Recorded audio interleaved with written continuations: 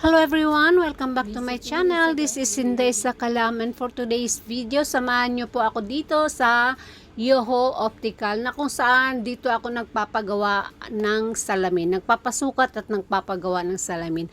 So ngayon po, ang problema po kasi dito is ipa-repair ko lang yung salamin ko kasi nung nasa Pilipinas ako is natanggal yung pinakapaan niya. Alam niyo yung paa, yung nandito sa may ilong banda. So kung hindi ko yun isa lang ang natanggal, kung hindi ko yun ipaayos, masakit na kasi siya guys sa balat, matalas yung pinaka metal doon. So kailangan talagang palitan.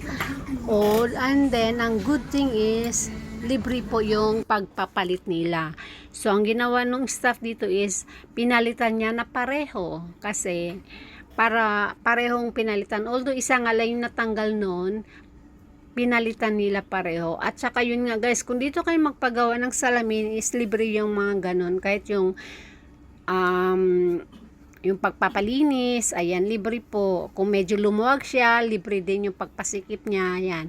Tapos, kung gusto niya rin maka-avail ng discount, you can use my mobile number or cellphone number.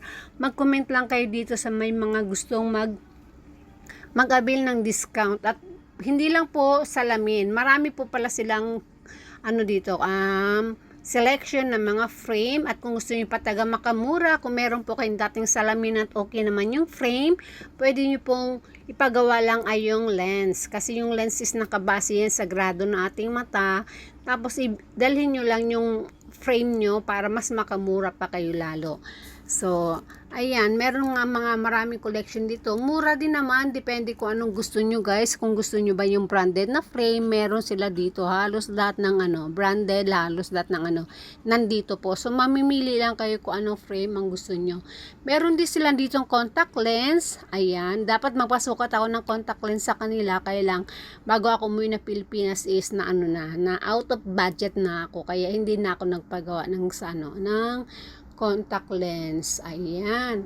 So, ang po to, dito lang po ito sa may Sogo ha, guys. Katapat ng Sogo siya, yung, alam niyo yung Beverly, yung may pinakakanto niya bago pumunta ng IKEA. Doon po siya, sa may second floor.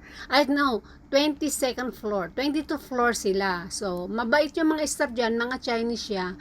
So, ayun lang. Sana may natutunan po kayo dito sa aking video. At kung bago lang kayo sa aking channel, please don't forget to like, share, comment sa mga gusto mag-avail ng discount, comment, and of course, hit the notification bell para po kayo updated sa aking mga incoming videos. Marami pong salamat. See you there.